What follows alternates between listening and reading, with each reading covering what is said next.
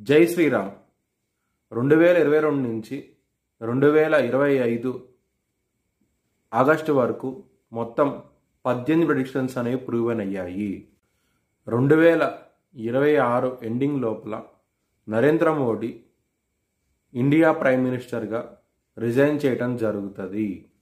ఈ వారంలో ముఖ్యమైన రోజు వచ్చేసి వినాయక చవితి 27వ తారీఖున అయ్యింది. ఒకవేళ పూజ చేయించుకోవాలనుకుంటే వినాయక చవితి రోజున హెచ్ఎల్ఎన్ జ్యోతిష్యాలను సంప్రదించండి. జై శ్రీరామ్. కుంభరాశికి అధిపతి శని.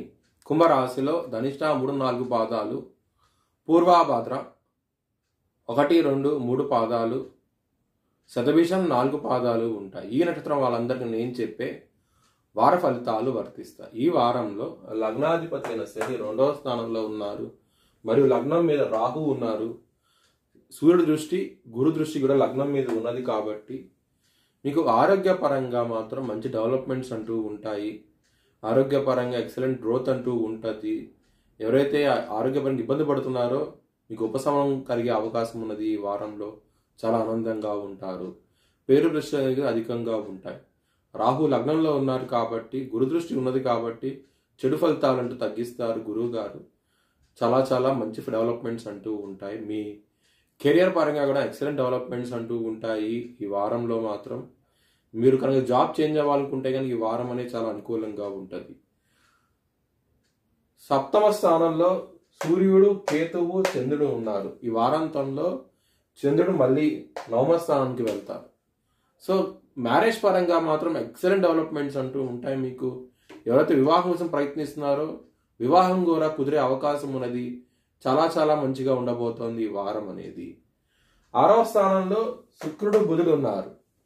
కొంచెం బిజినెస్ పరంగా మాత్రం పెట్టుబడులను తగ్గించి పెట్టుకోండి. ఈ వారం అనేది అంత అనుకూలంగా లేదు మీకు.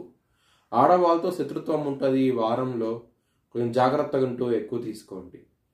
కుటుంబ సభ్యులతో ధనపరంగా మాత్రం చాలా జాగ్రత్తగా ఉండండి. మిమ్మల్ని మోసం చేసే అవకాశం ఎక్కువగా ఉన్నది ఈ వారంలో. కెరియర్ పరంగా జాబ్ చేంజ్ అవ్వండి, మంచి ఫలితాలు అంటూ ఉంటాయి.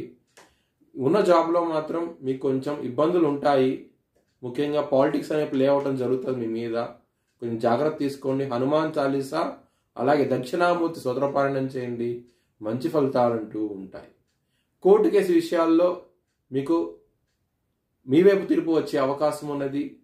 చాలా చాలా మంచి డెవలప్మెంట్స్ అంటూ ఉంటాయి. విజయం సాధిస్తారు. కోర్టు కేసు విషయాల్లో మాత్రం చాలా ఆనందంగా ఉంటారు. మీ భవిష్యత్ వివరాల కోసమై హెచ్ఎల్ఎన్ జ్యోతిష్యాలయాన్ని సంప్రదించండి. Please like, share and subscribe my channel.